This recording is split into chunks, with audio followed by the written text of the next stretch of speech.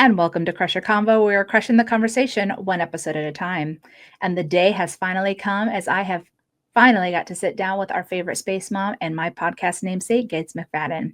Super excited I got the chance to sit down with her and ask her questions about not only her podcast and Star Trek, but of her time on X-Men as well. So here's my interview with Gates. Hope you enjoy. I am going to start talking about your podcast.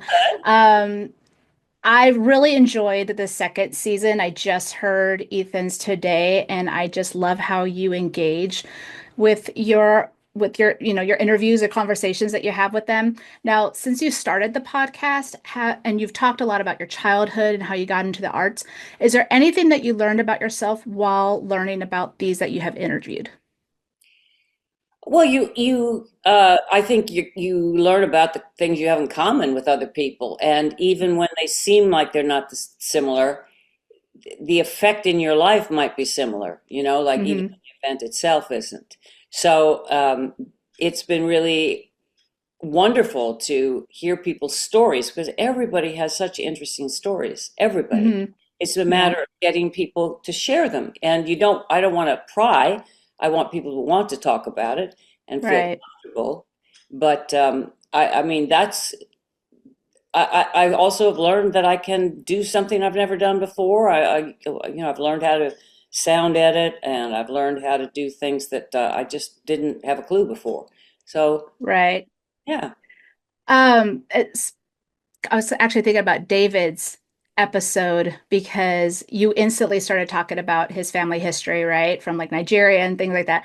And as a housekeeping manager, I have five different languages in my department, and one of them is Swahili. And of course, they have five different dialects.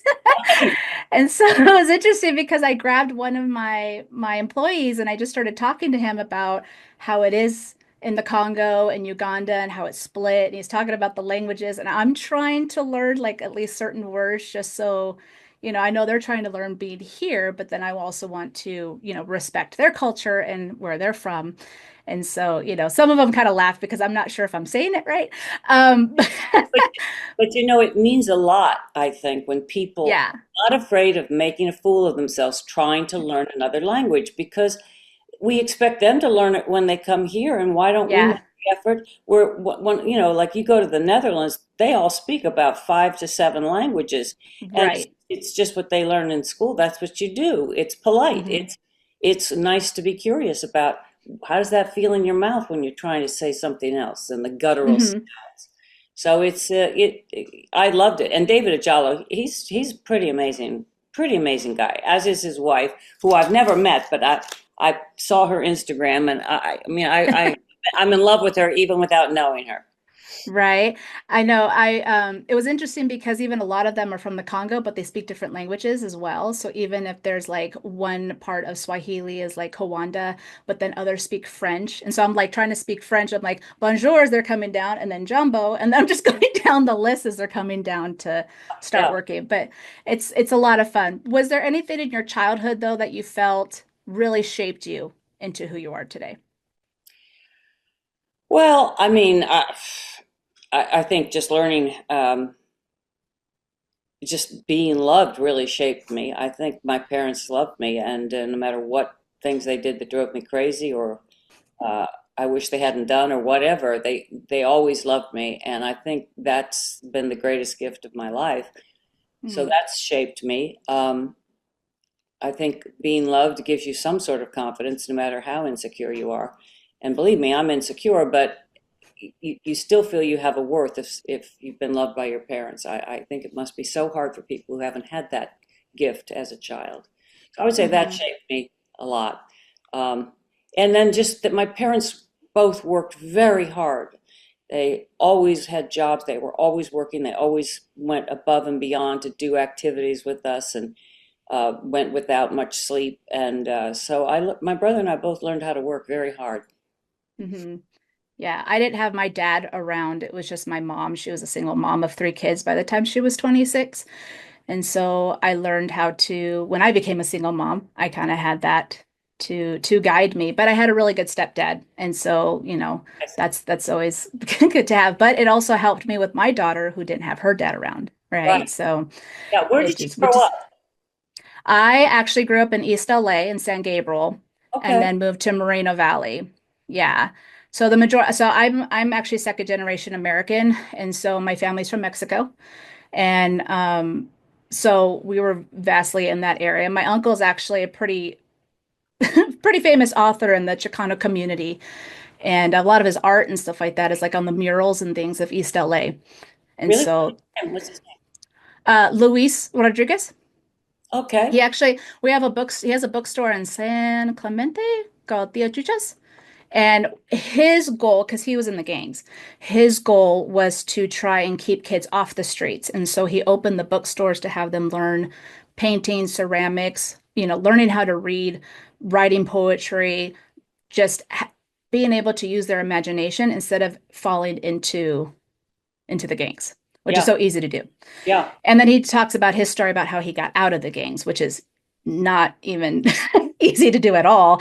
So I've always had those inspirations growing up with just the different parts of my family. Nice. Now, what part of Mexico did your family come from? A couple of So yeah, so my grandfather came from Mexico City, and he was a professor in biology, I believe it was.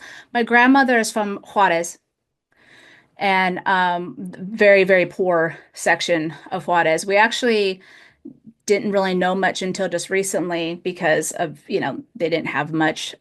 My great grandfather worked in the railroad, so that was interesting. But yeah, they met in the school. He was like the principal and she was the secretary, and so they met. But they came into Mexico in the 50s and had my two uncles, my aunt, and my mom here. So yeah. So fast forward to Trek.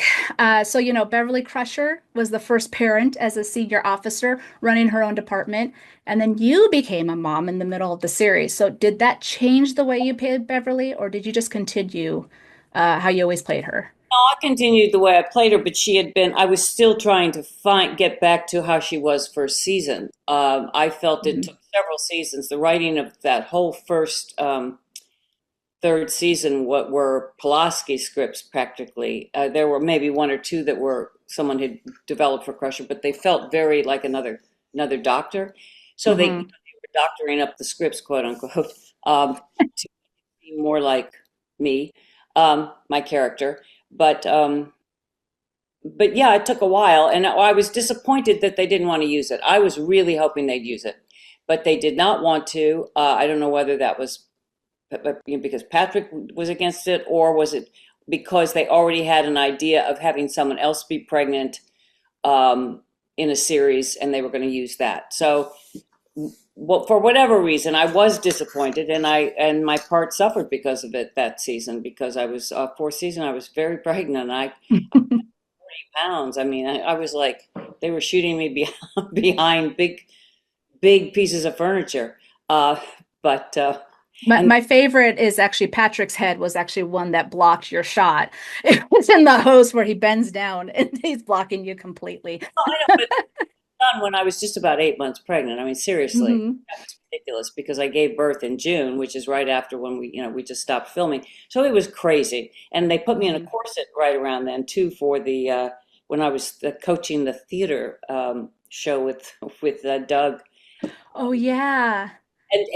That was the only day that I was nauseous in all of my my pregnancy. You're- I actually, but Yeah, that was pretty funny. The poor actor who played my love interest in The Host could not believe that he was playing with somebody who was that big, that pregnant. I mean, it really was funny. He could bear, but we managed. Now going from TNG to season 3 of Picard and Beverly being so different this time around, what was the biggest challenge you had reprising the role? Well, see, I don't know that she was so different. I just think that things were maybe heightened, but she Hmm. always was somebody who was into service. She was serving her patients and then she was delivering supplies. I think she definitely made a choice because she knew that the child's life would be very much in danger if she didn't leave. And I think she thought that Picard would be a great father eventually, and I think she was very tuned into the fact that he wasn't ready. I mean, keep in mind, it was only in the end of season 2 of Picard that he dealt with his issues of his father. So it's not Right. like he was for a long time ready to be a dad. So Hmm. I really feel because that was important to me. I didn't want to do it if she was going to be seen as someone who just did not let Picard know he had a son. Like she was being selfish. Yeah. I just don't think that was in the character. That was never the character, not the way. No. So I said, as long as that's clear. And then they wanted to, Patrick wanted to take out a couple lines because, you're always wanting your character to be authentic to what you've been playing. Hmm. They did take out uh, one part that I was sad to see go because it really clarified more how my son really, it was like, are you going to choose him when I don't want to see him over your son who you love? And I'm here asking you not to do it. I don't want to see him. I've met him. I'm not interested. So Hmm. I don't know. What do you do? Do you force it on? Do you assume it's going to happen sometime in the future? Um, I'm not sure what one would do, but keep in mind, her son was being attacked all the time. They were for the Hmm. last several years have been just struggling to stay alive. So I think Right. we'll have to take it from there and go, she was right. Um, and we don't know when it would have started if the son had just been around on the Enterprise. It could have started right away when he was an infant. Hmm. I think it was interesting, and I really enjoyed though the line when you guys had your sick bay scene where she had said, I had lost my parents, I had lost my husband, I had lost Wesley. She's lost I mean that was the thing about Beverly is she had a lot of losses in her life and she, definitely didn't let it bring her down, but she just couldn't lose anymore, especially because we didn't know what was going on with Wesley. I mean, now that Prodigy came out, we're like, oh, yeah, he got to meet Jack when he was little, but in between that, there was just no Well, story. So, I mean, that was something I actually really made very clear in the early talks that information had to be put in a scene somewhere so that people understood that. hmm. Because it was a huge loss for her to walk away from a job that she adored with her, you know, comrades in the air. I mean, she loved Hmm. all those people, and for her to have to just do that, she wouldn't do it out of selfishness because Right. not at all. I think it was Yeah. definitely protecting, and she was right. hmm. This actually is a perfect little segue because now we get into X-Men 97. And I didn't grow up with Star Trek. I grew up with Star Wars, but I did not grow up with Star Trek. But the one show that I did grow up was X-Men, the animated series. It was a huge deal in my house with my brother, my sister, my mom, and I loved the show. And the only reason why I even knew who Patrick Stewart was because he was in X-Men.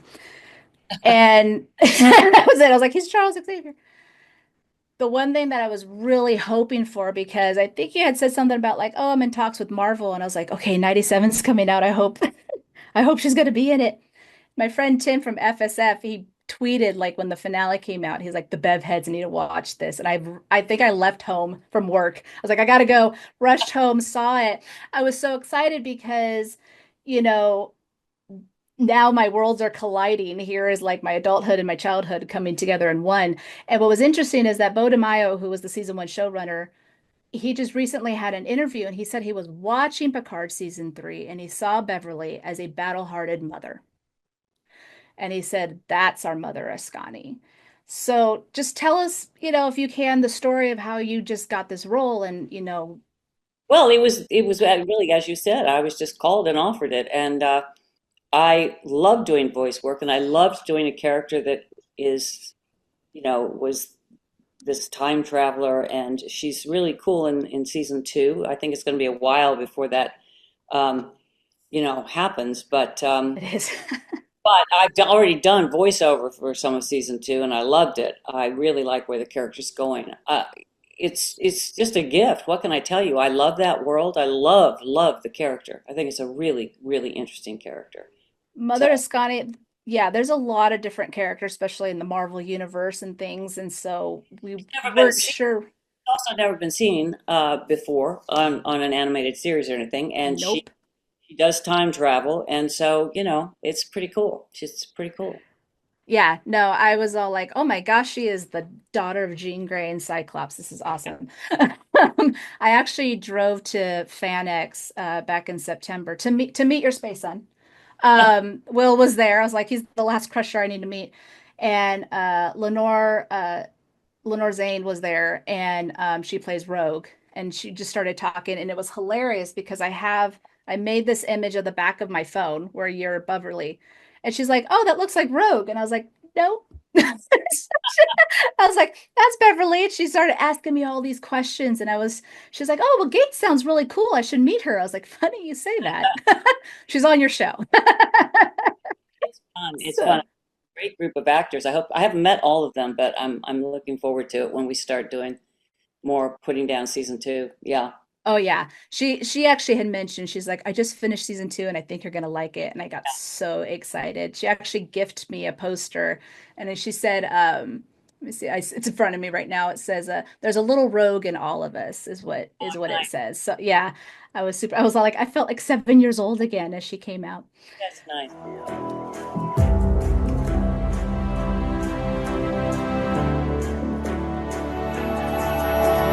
Any for your thoughts? So Chris from First Flight Podcast, he asked, how has your career in the arts affected what you value most in life? That's a good question. I think it has sort of been the vessel through which I can enjoy life the most because creativity in my life or when I'm an artist, no matter what you're doing, creativity, if you're making a new recipe, is one of the greatest joys of my life. And when you meet your child, and you watch this child develop and evolve, it's extraordinary experience. And you Hmm. see creativity right there. And then when you're creative together, I would say it's that is my favorite thing in life, really. To be creative, to watch other people who are creative, um, to daydream, to imagine things, to play, to develop work. I loved when I built the theater. It was getting new plays. It was developing plays with new ideas of how we deal with different issues of today, or just stories that are that move us, that touch our lives. So I would say the arts have. It doesn't always have to be in a performing way because I actually adore visual arts. I really love music very deeply. Um, so I think, and I love dance and movement.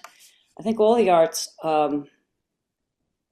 it's our culture. You look at culture, you look at past cultures, and that's how you learn about civilization and Hmm. life. And to me, looking at something that's beautiful or hearing a story that moves me or makes me laugh, anything like that.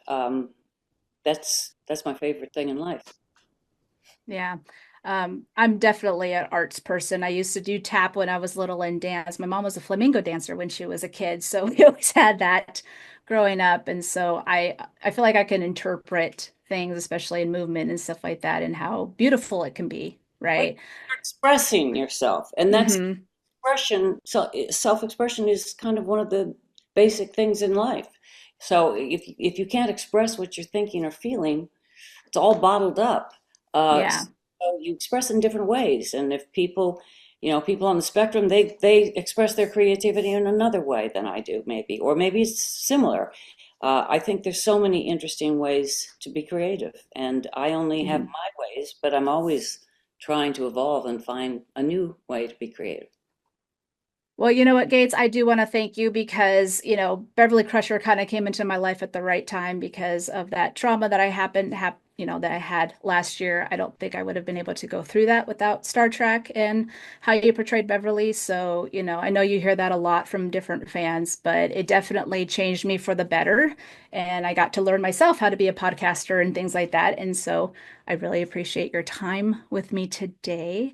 Well, I think you should So, credit yourself because, the way people see our characters is really what you're projecting, and it's coming from mhm. you, and it's beautiful, and give yourself that I can't. I think I need coffee, but I don't pat yourself on the back. It's just like Pat yourself, give yourself credit. Yeah.